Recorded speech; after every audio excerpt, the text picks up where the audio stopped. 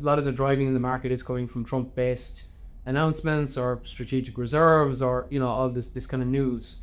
I think that will continue for a period of time, and I am very much thinking about how positive and how bullish it can be over the 4-year term, as opposed to what's happening this month or next month. So yeah, that's kind of, I guess, the way I'm thinking about it at the moment. I do think, and I tweeted about this myself and then posted on my LinkedIn about we've moved past that bottom or that bear market period. I do think it feels different in the market. It feels like the sentiment has shifted. I mean, it has shifted. It's not a feeling anymore. How long it lasts, I mean, look, we know about these markets. We know how volatile they are.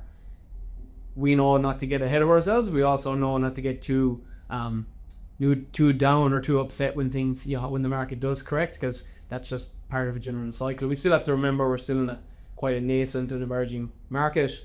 Sometimes we think we're maybe a bit more grown up than we are at times with respect to how established and how mature the market is. Market will tell us pretty quickly when to check ourselves. I think, so I want to call out what you said earlier. So ETH, something that it's been asleep for the last sort of 12 months, hasn't it? And we've been like just wondering like what's going on. Is it like no longer competing for that second spot? Like is Solana going to overtake it in terms of usage and then also in market cap?